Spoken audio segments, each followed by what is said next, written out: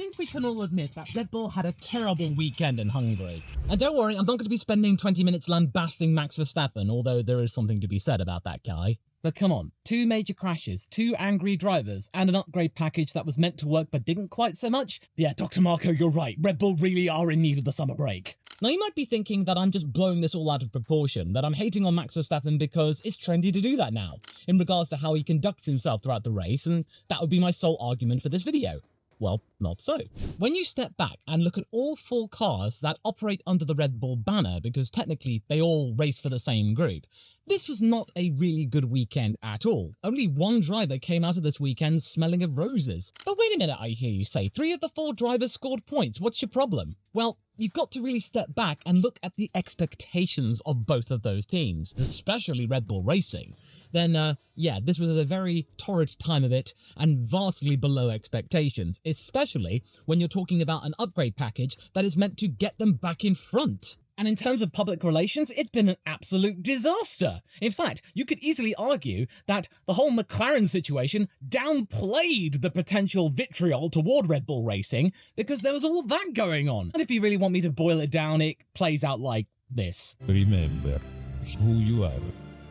You are Jack's son, and the one true king. Remember? No, wait. Remember? Please, don't leave me. Remember. Nice. Had McLaren gotten the 1-2 cleanly or in a far less messy situation, then there would have been far more heat and attention toward Red Bull. It's pretty hot right now, otherwise it would have been a white-hot inferno. But the most important thing to discuss right now is the car itself. The RB20, it's nothing compared to the RB19. Or even the RB18. The modified RB20 was essentially meant to be Red Bull's grip mode transformation, but it wasn't as effective as the team had hoped. It turns out that Checo didn't get the update because of a similar situation with McLaren for Miami, where they ultimately focused on producing one fully upgraded car for Lando instead of getting both cars kitted out for Imola. In the end, it was a fairly logical choice given the time crunch, and it did allow for some wiggle room when it comes to comparing the 2 specifications on a really high downforce track. And yeah, they probably dodged a bullet because of the Perez crash in Q1. According to analyses, though, over the course of the race, whilst the car was able to produce more stability in high-speed corners than the normal spec Red Bull, and Max did have a fastest race lap than the McLaren due to the DRS in Sector 1 as he gained 6/10 from that alone, their intended goal of handling the curbs of Sector 2 with much more ease really didn't work out, as Red Bull were the 4th fastest team in that part of the track, with Ferrari the ones closest to McLaren there. That isn't really good considering the purpose of this upgrade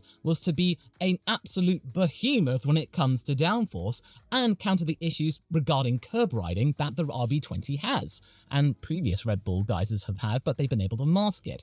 And that was the expectation of Max Verstappen. But he didn't get that, and what we got was anger to the extreme. And it understandably frustrated Dr. Marco as well, who squarely placed the blame on the team and how it handled the minimal gains of the car and the strategy regarding the first stop of Verstappen.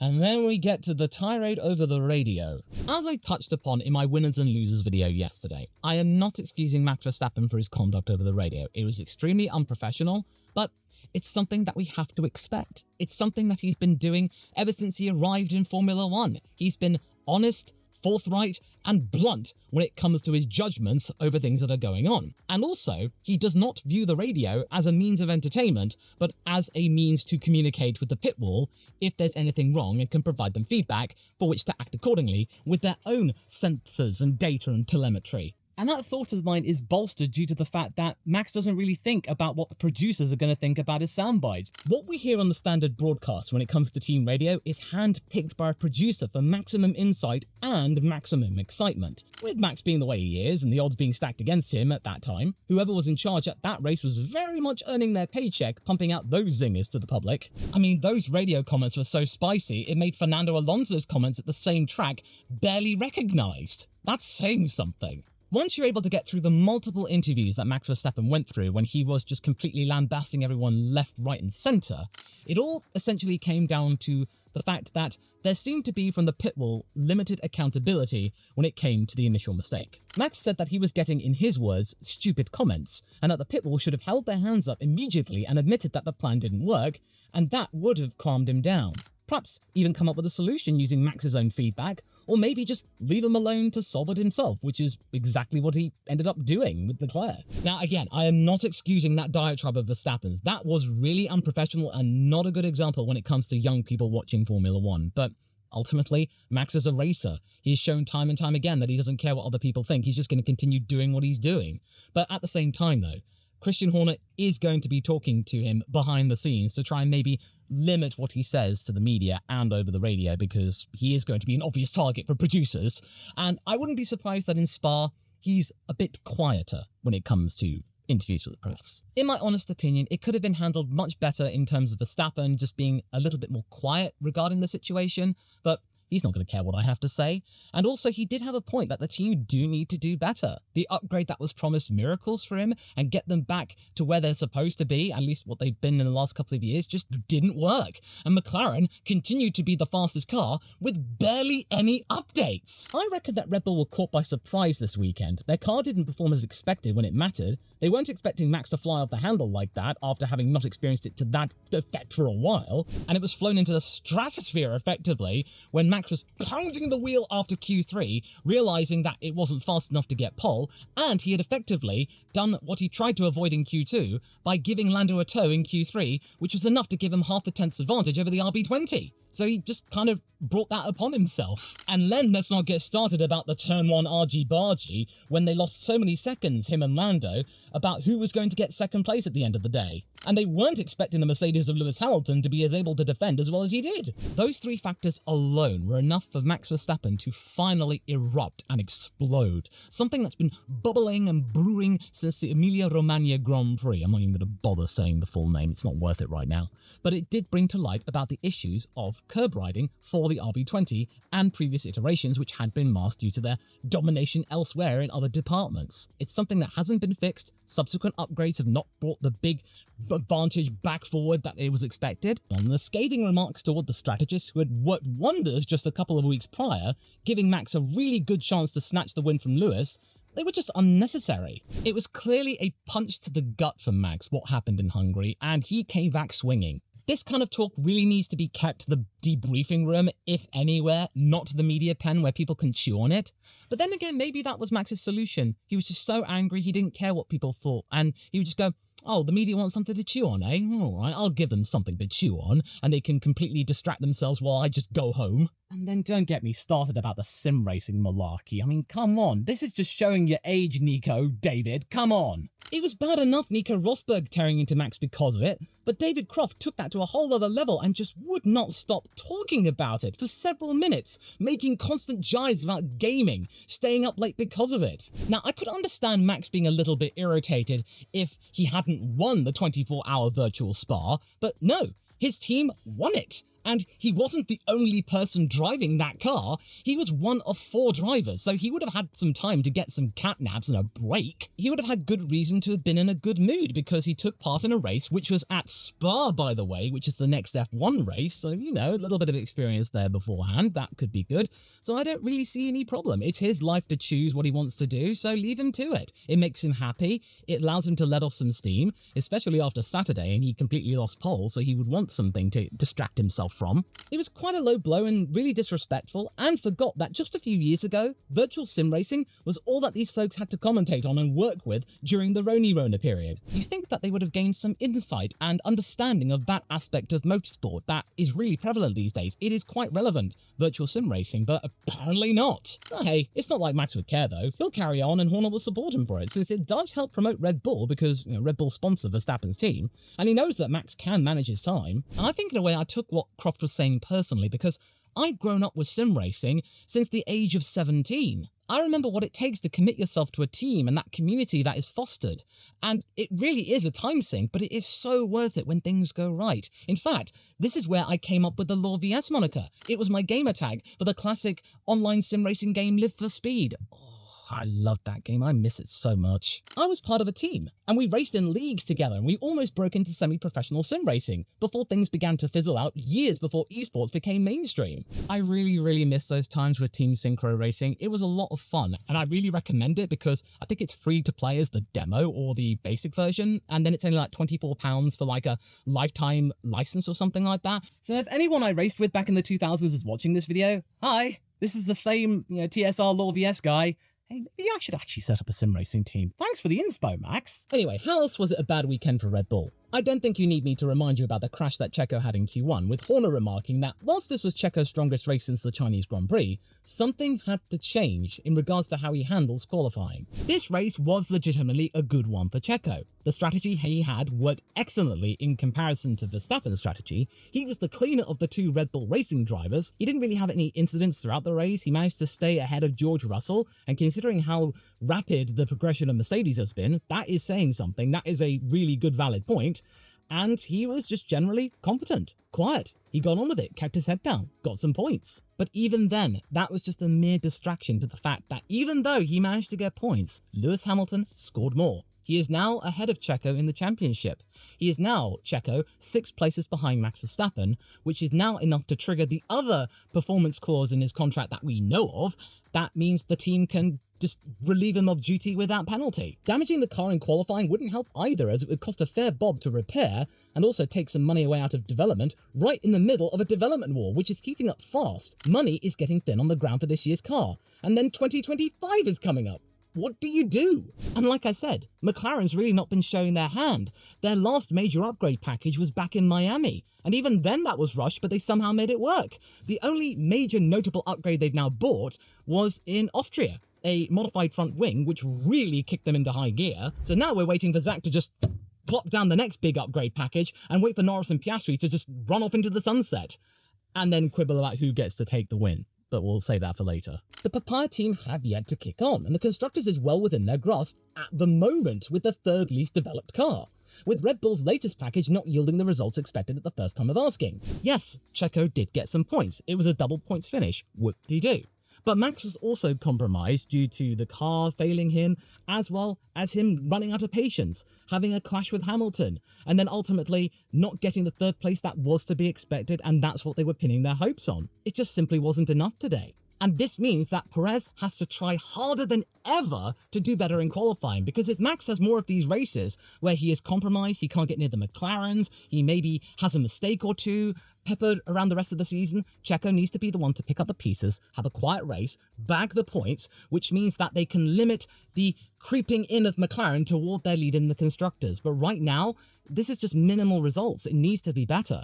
And this is really a factor in qualifying, where that radio message to Max saying that he wasn't going to be getting a tow and that wouldn't really help, that was really illuminating. But that's not where it ends for Red Bull. There's also the matter of what was going on with the second team. Well, when it comes to the matter of the succession plan for the Red Bull Junior team, it really wasn't helping itself in the feature race of F2, when Isaac Hadjar and his team completely misjudged the timing in getting to the grid.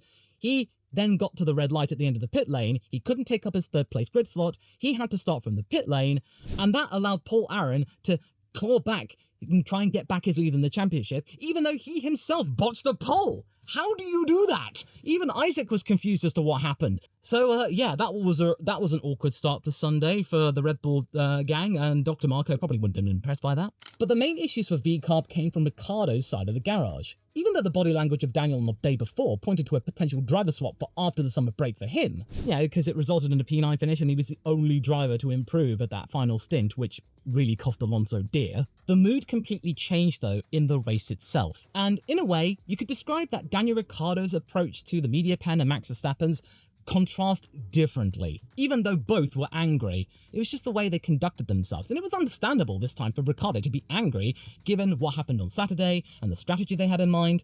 Yeah, let's say why. It wasn't Daniel being washed or anything. Hear me out. Ricciardo's remarks on the race were far more reserved than Verstappen's, but just as prickly. Because right now, the battle for the second Red Bull seat, which we thought had been curtailed a couple of months ago with Checo's extension, has now been reignited, with Tsunoda and Ricciardo fighting it out again. Now, granted, the outlook for 2025 right now, what with Liam Lawson in the background, is somewhat cloudy. But there is a more immediate opportunity coming for after the Belgian Grand Prix. Because there are going to be discussions with Checo about his future. It could lead him to either being sent down to VCarb for the rest of the year, or booted from the Red Bull program altogether.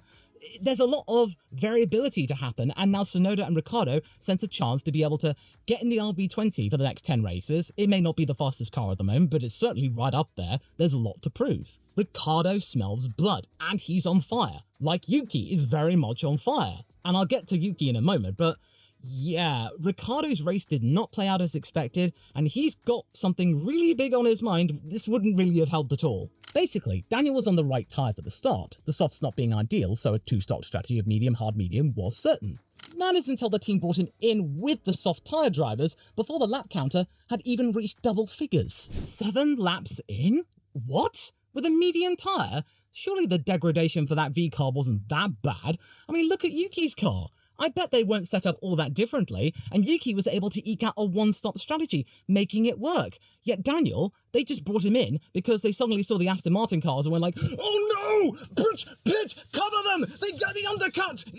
I get it. The undercut is really powerful these days, especially at the Hungaroring, because that's what we saw with the McLarens. But this was just such a goofy maneuver. The medium tyres were going to last effectively well toward lap 20. Lap 18 at the earliest, realistically. So coming in that early, there would have been no undercut to really strive for. This was just boneheaded. And Daniel did not mince his words, although he actually did at the same time. Now, Daniel could have ignored the order, but supposedly he got the call near the pit entry at turn 13. He reacted instantly because, well, that's what you do when you're right next to the pits. Had it happened earlier, he might have had time to think about it more and queried it. And as he said, quite rightly, Ricciardo got stuck in a DRS train, which is bad enough, but then you're at the Hungaroring where you can barely overtake unless you have balls. And yeah, there wasn't really much he could do. He fell out of the points, which was going to be really difficult. I think only one V car would have actually scored points because, you know, Perez and Russell got back into the points. The Aston Martins looked fairly solid for what they were, given the fact that he did botch the strategy. It wasn't really a good one to begin with, but they managed to make good with it later. So yeah, you can understand why Ricciardo was a little bit tetchy. I get the team is trying to stop Aston Martin from scoring points, as there's still hope for 5th place in the Constructors. That's VCarb's ultimate goal, by the way. But the knee-jerk reaction cost Ricciardo dearly, while there is a chance for a spot at Horner's table potentially opening up to play for. It meant that he wasn't the one bringing home points for the team, and instead, it made Yuki Tsunoda out to be the most accomplished and satisfied driver out of the entire weekend. Him rising from the ashes of Saturday, where he had an almighty and terrifying crash that nobody expected. In fact, not even the track organisers expected it. They never thought that a car would actually be brought out of the track from the curbs and then hit the barriers. They had to make changes for Sunday because of it. So it was unprecedented and it was a total accident. It wasn't ineptitude from Tsunoda. He was able to lay down the case for him to be considered over his teammate for a stint with Verstappen. Even though that Q3 incident was a shocker and it did compromise him getting further up the grid, it did allow him to come back from that, recover, and then get 9th place. And also, thanks to my Patreon Orings for pointing this out, but Yuki didn't just come out of that accident unscathed. He had very major bruising to his back. He was walking with a limp, as was shown on various onboard footages from other cars in Parc Fermé, when he was walking very, very awkwardly. So he was probably having to fight through the pain, having several painkillers pumped into him, and he still managed to make a one-stop strategy work, because that would have required a lot of tyre management. So, you know, tyre whisperers, Yuki's right up there as well. Nobody would have expected a one-stop strategy to work, and yet he managed to do so. In a V-car. That was impressive. To be able to focus whilst in discomfort and after an unexpected crash, that's quite the gutsy display, which would have naturally frustrated Ricciardo. But what distinguished Daniel from Max was that even though the former had the right to be mad about the situation, he kept things under control. Him really trying to bite my tongue regarding the matter. And it just shows that in terms of the media, Ricciardo is far more adept because he was able to voice his anger, but then actually show proof as to why, and that means people would just go, well, okay, that's perfectly understandable. Now, of course, this doesn't mean that Daniel is completely innocent when it comes to emotional outbursts. He has had his moments, including that one time in 2018 when the Renault power unit let him down, and he did shout an expletive under his helmet in 2018. That really cost him dearly, and a lot of people were actually kind of feeling for him and sad rather than angry at him, but he is more able to limit his angry outbursts and save them for when it really matters and is more effective. Like the whole situation with Lance Stroll in China this year, as well as a couple of years ago, and then of course what was going on with Jacques Villeneuve this year, him able to bounce back from the criticism from the Canadian champion, and then actually make Villeneuve look a little bit silly, and dragging him into a debate that lasted for several days. Nevertheless, it was a compromised weekend for all concerned, and in terms of public relations, it was not that great either, and there were a few team errors which left no one Red Bull driver without some kind of problem or adversity to bounce back from. Max drove and spoke angrily and paid the price for it. Checo still needed to make it matter in the race after a torrid time in qualifying. Again. Daniel was nobbled by a really awkward and unnecessary early pit stop call, and Yuki had to fight through the pain after a really bad accident on the Saturday, and he managed to steal some points from it, so good for him. But no one Red Bull driver had a perfect weekend. But surely this performance from Yuki should really get the Red Bull upper management's attention, that he deserves a chance next to Max, and he isn't wrong to really speak out his mind either. Because if Daniel Kvyat can get a chance at Red Bull and do really well in his first season with them in 2015, then why can't Tsunoda get that plum? To find out more about why Yuki deserves a chance at Red Bull, as well as the other maladies that Max Verstappen is having to face at the moment, go and watch this video here, and I shall see you there.